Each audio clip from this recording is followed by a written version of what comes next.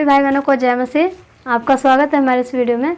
और आज मैं आपको बताना चाहूँगी कि बहुत से लोग कहते हैं कि हमारी प्रार्थनाएं क्यों नहीं सुनी जाती और हमारे जीवन में परमेश्वर बहुत कम काम कर रहा है और हमें छुटकारा नहीं मिला पूरी तरह से। तो मैं उन्हें बताना चाहूँगी कि हम लोग जब प्रार्थना करते हैं तो ठीक है, प्रार्थना तो करनी चाहिए, लेकिन क्या आप लोग वचन में अपना समय देते हैं? क्या आप लोग बाइबल पढ़ते हैं और किस तरीके से पढ़ते हैं? और बाइबल पढ़ने के बाद क्या आप लोगों को उस वचन को फॉलो करते हैं, उस वचन पर चलते हैं कि नहीं चलते हैं? कि वो वचन आपको याद होता है कि नहीं, कि शैतान आकर चुरा ले जाता है आपके मन से? तो बाइबल हमें बताती है, परमेश्वर का वचन हमें बताता है। जब आप नए नियम से पढ़ेंगे मत्ती 4 अध्याय, जब परमेश्वर प्रभु यीशु मसीह 40 दिन और रात निराहार रहे तो शैतान से जब उनकी आत्मा उन्हें लेकर गई और शैतान से परीक्षा हुई, तो वहाँ पर परमेश्वर ने प्रार्थना नहीं करी पिता से, वहाँ पर प्रभु ने प्रार्थना नहीं करी, वहाँ पर वचन से बात करी। तो ऐसा होता है अक्सर हम लोग कि आज की जो भाग दौड़ की जो ज़िंदगी, हम लोग प्रार्थना कर लेते हैं, लेकिन हम लोग कहते हैं हमारे पास, कई लोग ऐसे कहते हैं कि हमारे पास समय नहीं मिलता, हम जॉब करते हैं या और भी कोई काम। तो देखिए, आप लोगों से मेरा यही निवेदन है कि जब तक हम परमेश्वर की वचन में टाइम नहीं देंगे तब तक हमें कुछ मिलने का नहीं है। क्योंकि जैसे एक सिक्के के दो पहलू होते हैं, वैसे ही हमारे परमेश्वर की आराधना करने के दो तरीके हैं। हमें प्रार्थना करनी है और वचन में भी अपना समय देना है। तो वहाँ पर परमेश्वर ने बताया, शैतान से कहा कि ये लिखा है कि जब उसने कहा कि ये पत्थर रोटियां बन जाए, जब प्रभु यीशु मसीह को भूख लगी तो प्रभु ने कहा कि लिखा है कि मनुष्य केवल रोटियों से नहीं वरन परमेश्वर के मुख से निकले हर एक वचन से जीवित रहेगा। तो वहाँ पर परमेश्वर ने लिखा है, यानी कि वचन की बातों को पेश किया, वचन कलाम को उसके सामने रखा। तब शैतान को पता लगा कि हाँ, इनके अंदर तो वचन है। तो वही वचन जब आपके और हमारे अंदर होगा और जब शैतान से आपकी और हमारी परीक्षा होती है, तो हम उस वचन को याद करके उस वचन के द्वारा उसे डांट सकते हैं, उस वचन के द्वारा उसे अपने जीवन से भगा सकते हैं और वो हमारे जीवन में काम नहीं करेगा। यही एक हमारी कमजोरी होती है कि हम प्रार्थना तो करते हैं लेकिन हम वचन नहीं पढ़ते। अगर पढ़ते हैं तो हमें वचन याद नहीं होता, या फिर हम भूल जाते हैं, या फिर हम वचन याद करना ही नहीं चाहते, या फिर हम कहते हैं ये तो हमारी समझ से बाहर है। कुछ भी, कोई भी काम इम्पॉसिबल नहीं है, क्योंकि परमेश्वर ने सारी सामर्थ्य दे रखी है मनुष्य को, और मनुष्य को श्रेष्ठ बनाया सब जीव जंतुओं में। तो हमें अपने अंदर खोजने की, अपने अंदर तलाश करने की, हमें अपने अंदर उसे ढूंढना है कि हम कैसे उसे पाए, कैसे रखें। क्योंकि जब तक आप मांगेंगे नहीं, जब तक आप उसे ढूंढेंगे नहीं कि हमें वचन कैसे याद हो, वचन कैसे पढ़ें, तब तक हमारे जीवन में कुछ हो नहीं सकता। और ना ही वचन याद होंगे, ना ही बाइबल पढ़ने का मन करेगा। और बहुत से भाई बहन कहते हैं कि हम बाइबल लेते हैं तो हमें नींद की झपकियाँ लगती हैं, क्योंकि वो शैतान चाहता है। हम और आप तो थोड़ा ही समय देते हैं, लेकिन वो 24 घंटे प्रेयर करता है। परमेश्वर से कहता है कि मनुष्य का अधिकार मुझे दे दे, लेकिन हमारा प्रभु ये कहता है कि बच्चों, तुम लोग थोड़ी देर प्रार्थना करो, थोड़ा ही वचन पढ़ो, लेकिन मैं तुम्हें शैतान के हाथों से बचा लूँगा। देखिए, परमेश्वर हमारे थोड़े से प्रेयर करने, थोड़े से वचन पढ़ने से ही हमें बचा सकता है, लेकिन जब हम लोग करेंगे तब। क्योंकि कोशिश करने से सब कुछ होता है, कुछ भी असंभव नहीं है। मनुष्य सब कुछ कर सकता है, लेकिन जब हमारे अंदर वो चाहत होगी, हमारे अंदर वो इच्छा होगी, जब हम चाहेंगे तब। क्योंकि बिगर इच्छा के, बिगर चाहत के कोई काम होता नहीं है। हमें एक, जैसे हम संसारिक रिश्तों में किसी भी रिश्ते से हमारा इतना लगाव होता है, हमें इतनी मोहब्बत होती है, तो हम उसकी तरफ इतने आकर्षित होते हैं, तो वैसे ही हमें परमेश्वर की तरफ अपना आकर्षण बनाना होगा।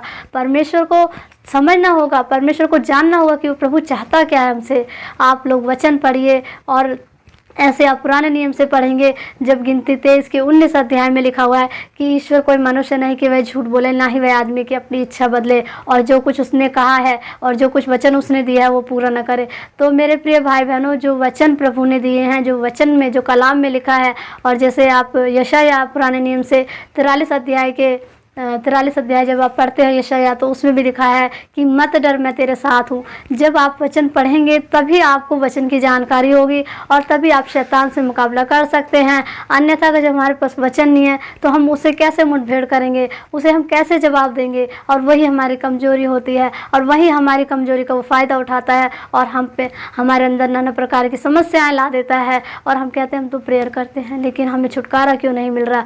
तो मेरा यही कहना है आप लोगों से कि जो लोग अपना समय अब तक नहीं दे रहे हैं वचन में, तो वो लोग आज से स्टार्ट कर दीजिए और वचन पढ़िए। और उस वचन को चाहे थोड़े ही 2 ही लाइनें आप पढ़ें, परमेश्वर से प्रार्थना करें कि हे परमेश्वर पिता, आपने मुझे जो बुद्धि समझ जो भी कुछ दिया है, मेरी समझ में, मेरी बुद्धि में, मेरे विवेक में आप अपना कब्जा कीजिए। पवित्र आत्मा अपने स्वर्गदूतों का बाड़ा लगाइए। मैं ये वचन पढ़ने चल रही हूँ, मैं ये वचन पढ़ने चल रहा हूँ, तो मुझे इस वचन को याद कराइए। इस तरह से आप मांगिए, तो मैं पूरे विश्वास के साथ कह सकती हूँ कि जैसे आज मैं आपको वचन बता रही हूँ, आप भी किसी भाई बहन को वचन बताएंगे, क्योंकि परमेश्वर ने यही कहा है कि मेरे पिता की महिमा इसी रीत से होती है कि तुम बहुत। तो आप लोग इसी तरह से करिए। जब आप ऐसा करेंगे आपको वचन याद रहेगा, आपको अपने वचन के द्वारा आप डांटेंगे, वचन से आप शैतान का सामना करेंगे, क्योंकि वचन का होना बहुत ज़रूरी है। क्योंकि जब यूहन्ना आप पहला अध्याय पढ़ते हैं तो आदि में वचन था, वचन परमेश्वर, वचन ही परमेश्वर के साथ है। तो परमेश्वर ने जो हमें कलाम दिया है तो उसको लेकर हम बैठें, परमेश्वर से बातचीत करें, फिर देखिए वो खुदा आपके जीवन में कैसे मिराकल करेगा, आपको आत्मिक शांति देगा। आत्मिक वरदान मांगिए। जब आप नए नियम से जब पढ़ते हैं प्रेरितों के काम 2 अध्याय के 17 पद में, वहाँ पर भी परमेश्वर ने लिख दिया है कि उन दिनों, यानी कि अंत के दिनों में, उन दिनों में ऐसा करूँगा कि अपने बेटे बेटियों पर अपनी आत्मा को उड़ेलूँगा। जवान दर्शन देखेंगे, पुरानी स्वप्न देखेंगे, अपने दास दासियों पर भी मैं अपना आत्मा उड़ेलूँगा। तो आप लोग उस चीज़ के लिए आप तैयार रहिए। वो परमेश्वर देने के लिए तैयार है। उसके पास बड़े बड़े भंडार हैं हर चीज़ के, हर एक आत्मिक सुख के। शारीरिक सुख के पीछे आप मत भागिए, आत्मिक सुख को ढूंढिए, क्योंकि वही हमारे साथ जाएगा और वही हमारे परमेश्वर की करीबी में लेकर जाएगा। लेकिन आज की दुनिया में लोग शारीरिक संसारिक खुशियों के पीछे भाग रहे हैं, लेकिन आत्मिक खुशी के पीछे कोई नहीं भागना चाहता, आत्मिक सुख को कोई नहीं पाना चाहता। लेकिन आप लोगों के अंदर आत्मिक सुख की जब चाहत होगी तो पिता परमेश्वर आपसे खुद बातचीत करेंगे, वचन के द्वारा, प्रार्थना के द्वारा।